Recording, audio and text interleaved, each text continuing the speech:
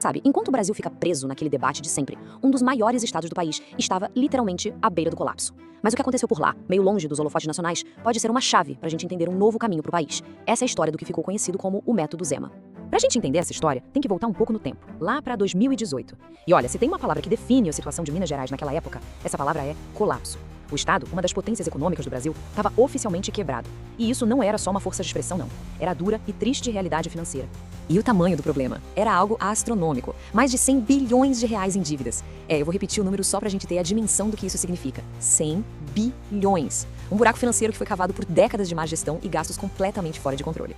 Mas o mais importante aqui é que esses números absurdos tinham um impacto real e devastador na vida das pessoas. Pensa só, servidores públicos, como professores e policiais, estavam meses sem ver a cor do salário. Hospitais não tinham o básico, tipo medicamentos. Escolas caindo aos pedaços. A máquina pública inteira simplesmente travou.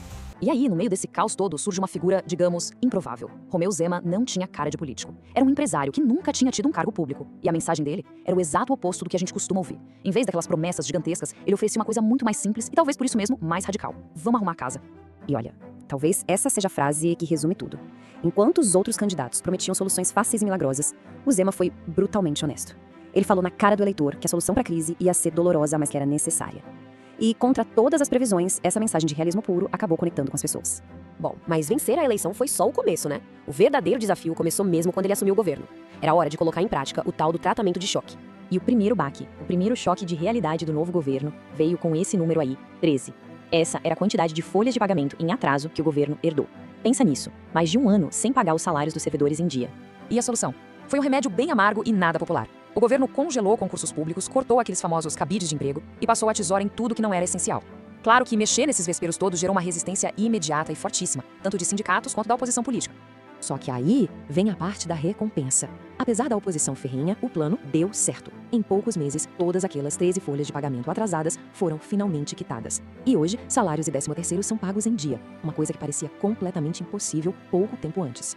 Então, com aquela crise inicial mais controlada, a gente começa a ver um novo modelo de administração tomando forma. Um modelo focado muito menos em ideologia e muito mais em gestão, em resultados práticos. Tá, mas qual foi a fórmula para sair do vermelho sem aumentar imposto? A resposta, na verdade, foi pragmatismo puro. Em vez de pesar mais no bolso do cidadão, o governo abriu as portas para o setor privado, lançando um dos maiores programas de concessão do país. E o resultado? Só com isso, foram mais de 20 bilhões de reais em investimentos para modernizar estradas, metrô e aeroportos. E os resultados na economia? Bom, eles vieram junto. O PIB de Minas bateu a marca de 1 trilhão de reais. Mais de 1 milhão de novos empregos foram criados, o que levou a taxa de desemprego para a mínima histórica do estado. E no total, Minas atraiu impressionantes 460 bilhões de reais em investimentos. E olha, os efeitos não ficaram só na economia, não. Na segurança pública, os números também são de cair o queixo. Minas Gerais se tornou um dos estados mais seguros do Brasil, com uma queda de 74% no número de roubos e uma redução de 87% nas rebeliões em presídios. Diante de tudo isso, a pergunta é, qual foi o veredito do eleitor? Pois é, em 2022, depois de 4 anos dessas medidas duras e impopulares, Romeu Zema foi reeleito logo no primeiro turno, com 56% dos votos. Foi uma vitória esmagadora, que acabou validando essa abordagem focada em gestão. E foi essa vitória que acabou consolidando o que muita gente hoje chama de modelo Zema. E claro, com isso surgiu uma pergunta inevitável que agora ecoa até lá em Brasília. Será que essa abordagem pode funcionar para o Brasil inteiro? O que a gente está vendo surgir aí é uma nova figura, né? O tal do governador gestor. A ideia de que administrar bem por si só já é um projeto político. Uma abordagem que basicamente troca a polarização e a guerra ideológica por eficiência e entrega de resultados que dá para medir. Mas claro, nem tudo são flores. E essa história tem sim um outro lado. Para os críticos, o modelo Zema tem custo alto. E as acusações são sérias. A de ser um governo que privilegia o empresariado, que precariza serviços públicos essenciais e que passa por cima do debate público para fazer privatizações. E ainda tem um ponto de atenção: a dívida do Estado com a União, que apesar de tudo continua crescendo. E aí a gente chega na pergunta que, no fundo, está começando a guiar o debate nacional. O que o país precisa mais nesse momento? De um gestor, focado em eficiência, ou de um mensageiro, com forte apelo emocional e ideológico? No fim das contas, o que aconteceu em Minas Gerais coloca uma escolha muito clara na mesa para o Brasil inteiro. De um lado, tem esse caminho de gestão pragmática, com resultados que dá para medir. Do outro, o caminho que a gente já conhece melhor, baseado em carisma e em promessas ideológicas. A grande questão, talvez, não seja nem se esse modelo funciona, mas se o Brasil como um todo está pronto para escolhê-lo. O que aconteceu em Minas prova que, no mínimo, um outro caminho é possível.